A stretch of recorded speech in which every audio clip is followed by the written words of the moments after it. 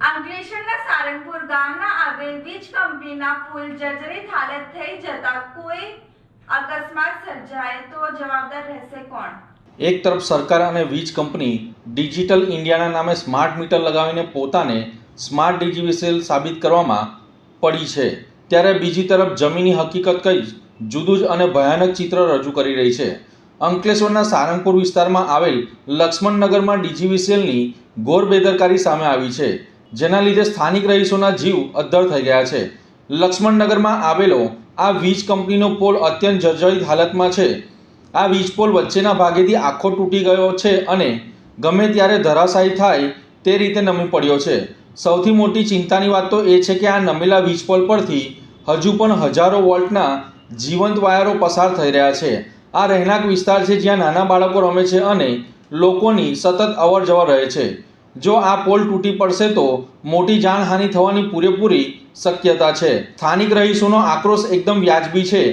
લોકોનો આરોપ છે કે તેઓએ ડીજીવીસીએલ તંત્રને વારંવાર લેખિત અને મૌખિક રજૂઆતો કરી છે, છતાં એર કન્ડિશન ઓફિસમાં બેઠેલા અધિકારીઓના પેટનું પાણી પણ હાલતું નથી. ડીજીવીસીએલ દ્વારા હજુ સુધી કોઈ નક્કર કામગીરી કરવામાં આવી નથી. સ્થાનિકો હવે સવાલ ઉઠાવી રહ્યા છે કે શું ડીજીવીસીએલ કોઈ નિર્દોષનો જીવ જાય તેની રાહ જોઈ રહ્યું છે? જો કોઈ મોટી દુર્ઘટના ઘટશે અને કોઈકનો જીવ જશે તો તેનો જવાબદાર કોણ? શું ત્યારે અધિકારીઓ પોતાની એસી કેબિનમાંથી બહાર આવશે? લાઇટ બિલ વસૂલવામાં એક દિવસનો પણ વિલંબ ન ચલાવતી ડીજીવીસીએલ કંપની જનતાના જીવના જોખમે આટલી આળસુ કેમ બની જાય છે? સ્માર્ટ મીટર થોપતી કંપની પોતાના વીજપોલ ક્યારે સ્માર્ટ અને મજબૂત બનાવશે? સ્થાનિકોમાં હાલ ભારે આક્રોશ છે અને તંત્ર વહેલી તકે જાગીને આ જોખમી પોલને બદલે તેવી લોકમાંગ उठवा पामी है। हमारे यहाँ एक खामला है जो बिल्कुल टूट गया है। उसका लिखित एप्लीकेशन 11/4/2026 को दिया गया है। 11/5 को मैं मीटर लाइट बिल भरने गया तो वहाँ भी मैंने मौखिक बोल के आया हूँ। कस्टमर केयर नंबर पे भी मैं कॉल किया हूँ, उसका भी रजिस्ट्रेशन कंप्लेन नंबर है, लेकिन इस पर कोई सुनवाई नहीं हो रही है।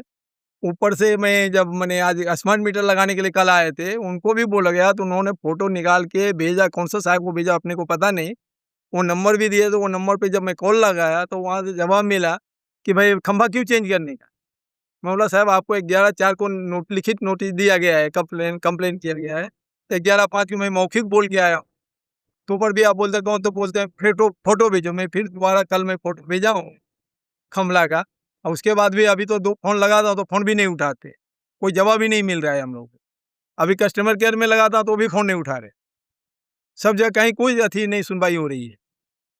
अब जब कब खंभा गिर जाएगा और क्या एक्सीडेंट हो जाएगा उसकी पूरी जिम्मेदारी डीजीवीसीएल से